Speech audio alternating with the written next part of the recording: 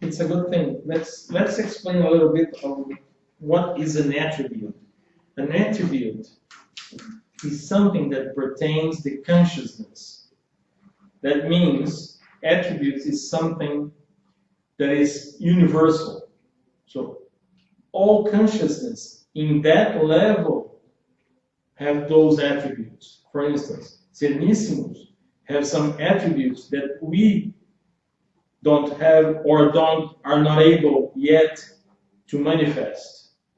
We, in the level of pre-Sereníssimos, have a set of attributes. Those attributes are natural, are inherent to the consciousness. Now, those patterns, those traits, they are manifestation of those attributes. That is, good manifestations, either bad manifestations. In general, attributes are positive. Let's say all attributes are inherently positive. Our manifestation might distort it. Then we have the weak traits. Or our manifestation potentializes it. Then we have strong traits. Consolidates it. Consolidate. Manifests it naturally. Naturally. You know, this is strong trait. So that's important to understand how we manifest. What are those patterns? Patterns, because when we say patterns, means traits, they don't manifest individually or alone or by itself. They usually manifest systemically, you know. They work as a system. Sometimes with weak traits, sometimes with strong traits together. So, and this makes out a mechanism or a pattern of behavior. So that's why we need to start looking on the patterns.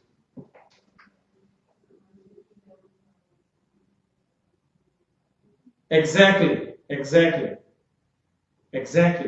That's it. So then it makes out for your understanding a little bit more of how experience build up those attributes that are more advanced and so forth. So it makes a little bit more, I think,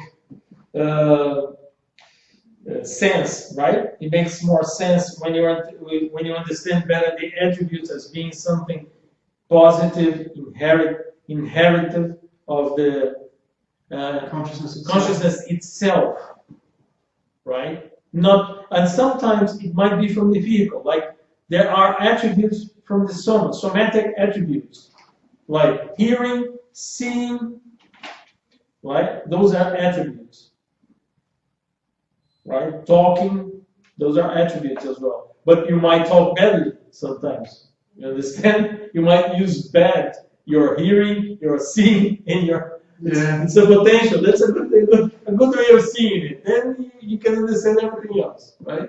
That's it. So we might be behaving more in tune with the universe, with the cosmos. So more cosmo-ethically, right? Ethical means behavior. So the behavior is in tune, is convergent with the harmony, with the equilibrium of the cosmos. So this is cosmoethical. What is cosmoethical tends to develop good traits, strong traits. What's not cosmoethical tends to develop weak traits because we start doing it naturally, right? So we have natural weak traits now because we have already done it for a long time. One of the things that is very important to understand about weak traits, in my point of view, is that weak traits, they might have been strong traits in the past. For instance, I might have been a tiger in the past, right? So when I was a tiger, you know, a lot of attention, you know, feeling good, feeling well, the smell of everything, and then I would hunt. And hunting I developed all this ability of hunting and killing as fast as possible. That was good when I was a tiger. But if I continue doing that today, you might think that it's not very good, especially if I do it with my claws and my teeth, right? So now it would be a very weak trait, right? So what happens with evolution is that we need to adjust our traits so that they don't become weak. It's like This adjustment is very important. It's like a repurpose those abilities to something healthy and positive, cosmoethical. So I might still be very good at hunting, but not for killing, right? So I can find things very fast. I can look at things. I can find typos on the text because I used to be a tiger or an eagle, right? So I can see things very fast and very precisely, very accurately, right? So this is something very important. So the attribute itself was positive. And when I was a tiger, it was still okay, adapting, right? Not very cosmoethical. Nature sometimes not very positive, let's say. But for that level of it's okay. Standard behavior. Standard behavior in that context, right? In that context. So when we were bacteria, we would kill people.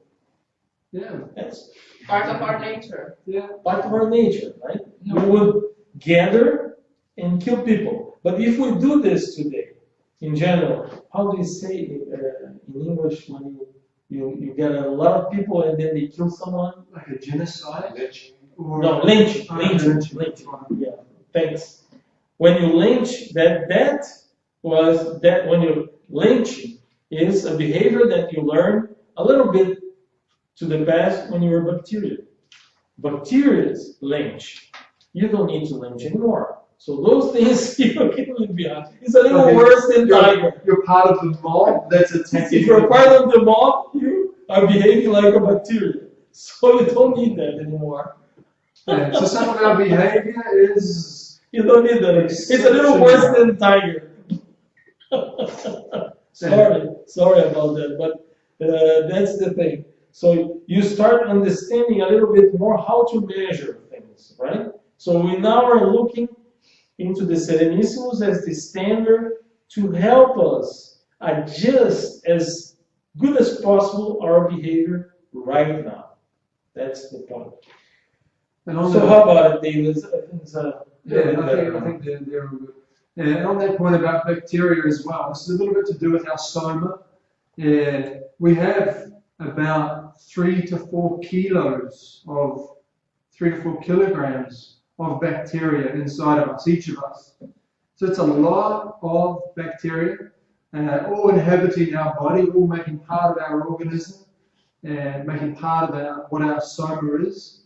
And so, this idea relates to the soma, but also relates to our conviviality. So we did it, it happens to us as well. And we all have this history in terms of in our consciential micro-universe. And we share this space with a lot of other small, embryonic, basic types of consciousness.